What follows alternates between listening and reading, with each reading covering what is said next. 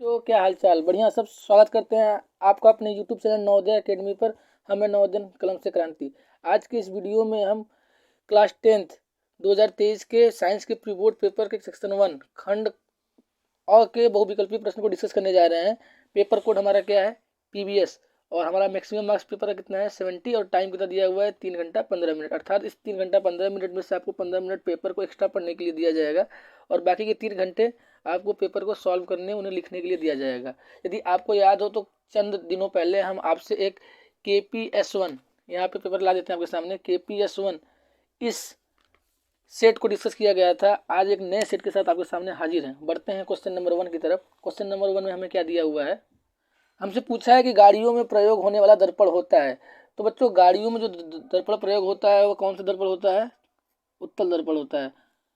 ठीक है, convex mirror को हम गाड़ियों के शीशों में यूज करते हैं साइड मिरर के रूप में। ऐसा करते क्यों, प्रश्न ये भी आ सकता है कि गाड़ियों के साइड मिरर में हम उत्तल दर्पण का ही प्रयोग क्यों करते हैं। तो इसका आंसर बहुत क्लियर है बच्चों, क्योंकि उत्तल दर्पण द्वारा बनने वाला जो प्रतिबिंब की प्रकृति होती है वह हमेशा कैसी होती है, सीधी बनती है, तथा उत्तल दर्पण में बनने वाले जो प्रतिबिंब की साइज होती है वह समतल दर्पण में बनने वाले प्रतिबिंब के साइज से बड़ी होती है। ठीक है, साइज बड़ी होने से हमें क्या फायदा हो गया है, यदि प्रतिबिंब की साइज समतल दर्पण की तुलना में छोटी है तो वह ज़्यादा एरिया को कवर कर सकता है, जिससे जो ड्राइवर है, जो गाड़ी को चला रहा है, वह अपने साइड मिरर में पीछे कितना जाम है, क्या क्रियाकलाप प्रतिक्रिया हो रही है, उसको आसानी से देख सकता है। तो इस तरीके से यह हमारे लिए बेनिफिशियल होता है। बढ़ते हैं क्वेश्चन नंबर 2 की तरफ। क्वेश्चन नंबर 2 में हमें क्या दिया हुआ है कि दो माध्यमों के सीमा पृष्ठ पर एक प्रकाश किरण लंबवत आपतित होती है तो अपवर्तन कोण क्या होगा। तो अपवर्तन कोण होता है क्या, पहले इसके कॉन्सेप्ट को समझते हैं। ठीक है बच्चों, तो कॉन्सेप्ट हमारा क्या है कि यदि एक प्रकाश की किरण किसी अंतरा पृष्ठ है, यहाँ पे दो माध्यमों का, यहाँ पे आपतित हो रही है। ठीक है, तो आप इस माध्यम से दूसरे माध्यम में मान लेते हैं, ये वाला माध्यम हमारा एयर है और ये वाला माध्यम मान लेते हैं हमारा, ये वाला माध्यम एयर था और इस वाले माध्यम को क्या मान लेते हैं, वाटर मान लेते हैं। तो जब प्रकाश की किरण एयर से वाटर में जाएगी तो यहाँ पर अंतरा पृष्ठ पर यहाँ से अपवर्तित होगी। तो हम जानते हैं कि जो आपतित किरण होती है तथा अविलंब, इसके मध्य का जो कोण बनता है उसी को हम क्या बोलते हैं, आपतन कोण बोलते हैं। उसी को हम क्या बोलते हैं, आपतन कोण। ठीक है, तो हमसे इस क्वेश्चन में पूछा गया था एक्चुअल में, हमसे पूछा था दो माध्यमों के सीमा पृष्ठ पर एक प्रकाश किरण लंबवत आपतित होती है। मतलब प्रकाश किरण आपतित कैसे हो रही है बच्चों, यदि ऐसे माध्यम है और ये अविलंब है तो प्रकाश की किरण भी ऐसे ही आ रही है। तो मैं आपको अभी क्या बताया था कि आपतन कोण क्या होता है, अविलंब तथा आपतित किरण के मध्य का कोण होता है।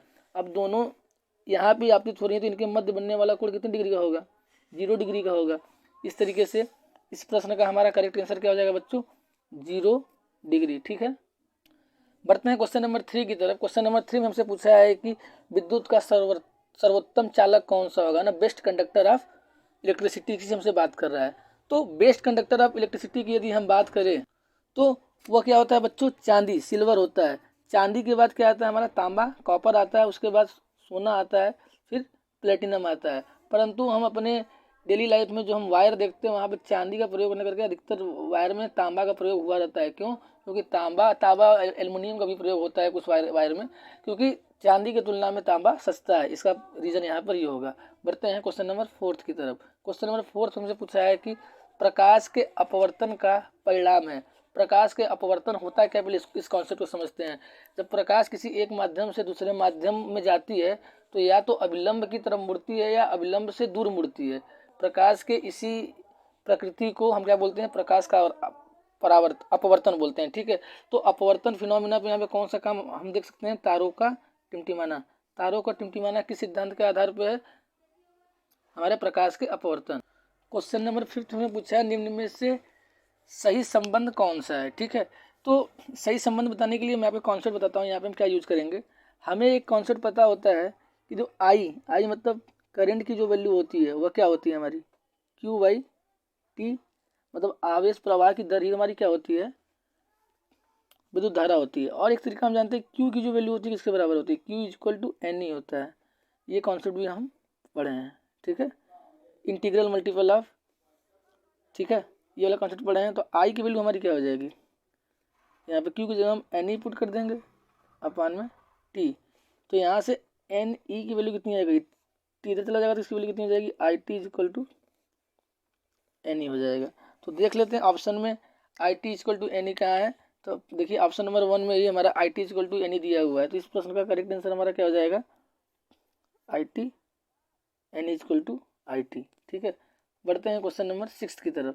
क्वेश्चन नंबर 6 में हमसे पूछा है कि वर्षा ऋतु में आसमान में इंद्रधनुष बनना निम्न प्रकाशित घटना के कारण होता है। तो इसका करेक्ट आंसर क्या हो जाएगा बच्चों, प्रकीर्णन। प्रकीर्णन की वजह से ही हमारे स्काई में रेनबो का फॉर्मेशन होता है। यहाँ पर मैं आपको एक कॉन्सेप्ट बताना देना चाहता हूँ कि हमेशा रेनबो, हमेशा जो इंद्रधनुष बनेगा वह सूर्य के विपरीत दिशा में ही बनता है। ठीक है, और ये हमेशा ऐसे वाटर ड्रॉपलेट से बनता है, ऐसे कणों से बनता है जो साइज में बहुत छोटी होती हैं और इतनी भी छोटी नहीं होनी चाहिए कि सूर्य की किरण पड़ते ही वह वाष्पित हो जाए, न तो बहुत ज़्यादा छोटी होनी चाहिए न तो बहुत ज़्यादा बड़ी होनी चाहिए, तब जाके इंद्रधनुष बनता है। ठीक है, अब इस डायग्राम में देखिए सूर्य इधर है और एक जल की बूंदों को हम आप उसके बड़े व्यू में देख रहे हैं। देखिए दोनों विपरीत दिशा में सूर्य की किरणें यहाँ पड़ रही हैं, सूर्य की किरण यहाँ पे पड़ रही है, तो सूर्य की किरण का यहाँ पे क्या हो जाएगा, हमारा विक्षेपण हो जाएगा। विक्षेपण होने के बाद इस वाले सरफेस पे इसकी क्या हो जाएगी, टोटल इंटरनल रिफ्लेक्शन हो जाएगा, जिसको हम क्या बोलते हैं, पूर्ण आंतरिक परावर्तन। देखिए ऐसे ही गई फिर इसी माध्यम में आ रही है तो परावर्तन तो होगा और इसी जल के कण के मध्य अंदर ही हो रहा है, इसलिए इसको क्या बोल रहे हैं, पूर्ण। तो पूरी तरीके से हो रहा है, आंतरिक में तो अंदर ही भाग में हो रहा है। ठीक है, टोटल इंटरनल रिफ्लेक्शन हो रहा है। फिर यहाँ पे आने के बाद क्या हो रही है, यहाँ से अपवर्तित होकर अपवर्तन के प्रक्रिया के द्वारा बाहर निकल जा रही है। ठीक है, तो उस प्रश्न का करेक्ट आंसर आपको अच्छे से समझ में आ गया होगा। क्वेश्चन नंबर 7 हमसे क्या पूछा है, लघु पतन के समय परिपथ में विद्युत धारा का मान क्या हो जाता है। तो परिपथ में विद्युत धारा का मान सडनली अचानक बढ़ जाता है। क्यों बढ़ जाता है, आइए इस कॉन्सेप्ट को समझने के लिए हमें यह समझना पड़ेगा कि लघु पतन होता कब है। जब हम बहुत अधिक इलेक्ट्रिसिटी को, बहुत ज़्यादा जो हमारा करंट है उसको एक ऐसे वायर से गुजारते हैं जिसका प्रतिरोध, जिसका रेजिस्टेंस बहुत कम होता है, तब जाके ये लघु पतन का कार्य होता है। ये जो मेरी परिघटना क्यों होती है इसको समझिए। हमें पता है कि जो आई होता है, जो करंट होता है, वह हमेशा रेजिस्टेंस के इन्वर्सली प्रोपोर्शनल होता है, व्युत्क्रमानुपाती होता है। व्युत्क्रमानुपाती का मतलब क्या होता है, यदि एक वैल्यू बढ़ेगी दूसरी वैल्यू घटेगी। ठीक है, ये व्युत्क्रमानुपाती होते हैं। इसको याद करने का तरीका मैं आपको बता देता हूँ। आप ओम्स लॉ जानते हैं, ओम्स लॉ क्या होता है, V equal to I R होता है। ठीक है, यहाँ से यदि हम R को इस तरफ भेज दें तो हमारा क्या हो जाएगा, V अपान में R इज, यहाँ पे प्रोपोर्शनल भी नहीं लगाएंगे, इक्वल टू रहने देते हैं, इक्वल टू R हो जाएगा। ठीक है, सिंपली पक्षांतर किए हैं। अब यदि हम मान लेते हैं सर्किट में जो V है, जो हमारा विभवांतर है, वह क्या है, कांस्टेंट है, तो कांस्टेंट को हटाएंगे, अरे ये गलत लिखा दिया गया, ये क्या हो जाएगा, V अपान में R इक्वल टू आई होगा। ठीक है, तो ये कभी कांस्टेंट हट जाएगा तो R is directly proportional to क्या हो जाएगा, हमारा आई हो जाएगा।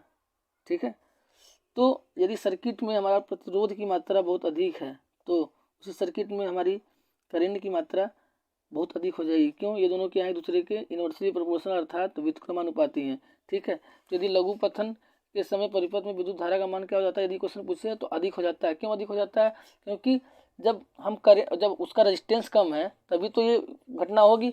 रेजिस्टेंस कम है तो ये इलेक्ट्रिसिटी फ्लो कर रही है, तो उसको रास्ते में रुकावट पैदा करने वाला कोई चीज़ है ही नहीं है, तो सडन फ्लो होगा। ठीक है, और उसका जो प्रवाह की दर होगी वह बहुत तेज हो जाएगी, क्योंकि रास्ते में उसे रोकने वाला कोई है ही नहीं। ठीक है, तो इसलिए इसका करेक्ट आंसर क्या हो जाएगा, अधिक बढ़ जाता है।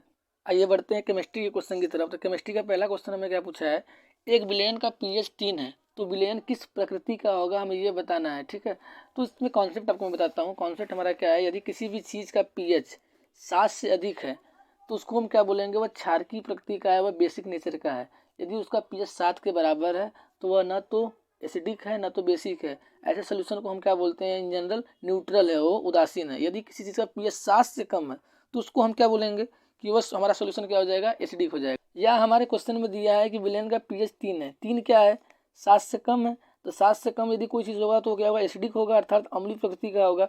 तो यहाँ पे विलेन का pH 3 है, इसलिए वो किस प्रकृति का हो जाएगा बच्चों, अम्लीय प्रकृति का हो जाएगा। करेक्ट आंसर इसका क्या हो जाएगा, ऑप्शन नंबर सी, अर्थात अम्लीय प्रकृति का होगा। ठीक है, बढ़ते हैं क्वेश्चन नंबर 9 की। हमसे पूछ रहा है कि एथिल एल्कोहल का आयुपैक नेम क्या होगा। तो आयुपैक नेम में मैं आपको कॉन्सेप्ट बताता हूँ। यदि कोई चीज़ एल्कोहल आ रहा है, एल्कोहल किसी के अंतिम में आ रहा है, तो फंक्शनल ग्रुप कौन सा होता है हमारा? OH होता है। OH फंक्शनल ग्रुप के लिए जो हम सफिक्स लगाते हैं, ठीक है, वो क्या लगता है हमारा? इसको हिंदी में अनुलग्न बोलते हैं। OL इंग्लिश में, हिंदी में क्या लगता है? ऑल लगता है, ऑल। तो एथिल एल्कोहल है, इसमें ऑल लगा देंगे तो क्या बन जाएगा? एथेनॉल बन जाएगा, ठीक है। इंग्लिश में तो क्या लिखेंगे? इथेनॉल, OL लगा देंगे लास्ट में, ठीक है। और यदि हमारा क्या है, अल लग रहा है, एल मतलब AL, तो वहाँ कौन सा हमारा ग्रुप होगा? एल्डिहाइड ग्रुप होगा। एल्डिहाइड ग्रुप का हमारा फार्मूला क्या होता है? COH होता है, और इधर जो हमारा इधर रूट वर्ड होगा R, वो रहेगा, ठीक है। हालांकि हमारे क्वेश्चन में एल्डिहाइड से पूछा नहीं है, तो एल्डिहाइड पे भी क्वेश्चन पूछ सकता है, तो इसका हमारा करेक्ट आंसर क्या हो जाएगा बच्चों? इथेनॉल, ठीक है, ऑप्शन नंबर A। अगले क्वेश्चन हमसे पूछा है सोल्डर क्या है। तो सोल्डर के बारे में मैं आपको बताना चाहता हूँ कि सोल्डर एक तरह का मिश्र धातु, एक तरह का एलॉय है, जो हमारा टीन और लेड को मिलाने से बनता है। किसको मिलाने से बनता है बच्चों? टीन और लेड, ठीक है। लेड का सिंबल हमारा क्या होता है? Pb, और टीन का सिंबल क्या होता है बच्चों? Sn। तो इस तरीके से इन दोनों को यदि हम मिक्स कर दें तो हमारा क्या बन जाएगा? सोल्डर बन जाएगा, ठीक है। तो सोल्डर में क्या क्या होंगे? यही Sn एंड Pb। तो इस प्रश्न का हमारा करेक्ट आंसर क्या हो जाएगा? Pb एंड Sn, अर्थात ऑप्शन नंबर A, ठीक है। क्वेश्चन नंबर 11 से हमसे पूछा है कि निम्नलिखित में कौन सा दुर्बल अम्ल होता है। तो इस प्रश्न का बच्चों करेक्ट आंसर क्या हो जाएगा? CH3COH, ठीक है। दुर्बल अम्ल और प्रबल अम्ल होता है क्या है? आइए अब इसे कॉन्सेप्ट को समझते हैं। प्रबल अम्ल वे अम्ल होते हैं जो अपने एक्वस सॉल्यूशन में जलीय विलयन में पूर्णतः डिसोसिएट हो जाते हैं, और दुर्बल अम्ल वे अम्ल होते हैं जो अपने जलीय सॉल्यूशन में पार्शियली डिसोसिएट होते हैं ना, पूरी तरीके से विखंडित नहीं हो पाते हैं। यदि प्रबल अम्ल के उदाहरण की बात में करें, इसमें मेनली हमारा क्या आता है? हाइड्रोक्लोरिक एसिड आता है, SNO3 अर्थात नाइट्रिक एसिड आता है, H2SO4, ये क्या आता है? किसमें आता है बच्चों? हमारा H2SO4 सल्फ्यूरिक एसिड। और इन्हीं दोनों एसिड को आपस में मिला के हम एक अम्लराज, ठीक है, जिसमें बोलते हैं हम एक्वारिजिया, वो बनाते हैं। तो वो भी इंपॉर्टेंट क्वेश्चन है। दुर्बल अम्ल के अंतर्गत एसिटिक एसिड, जो यहाँ पे हालांकि इस क्वेश्चन में पूछा था, ये हो गया। जितने भी तरह के हमारे जो मेनली एसिड्स हैं जो फ्रूट्स में पाए जाते हैं, जैसे हो गया हमारा फॉर्मिक एसिड हो गया ना, दही में पाया जाने वाला लैक्टिक एसिड हो गया, सिट्रस फ्रूट में पाया जाने वाला साइट्रिक एसिड हो गया, ये सब हमारे किसके अंतर्गत आते हैं बच्चों? दुर्बल अम्ल के अंतर्गत आते हैं। बढ़ते हैं क्वेश्चन नंबर 12 की तरफ।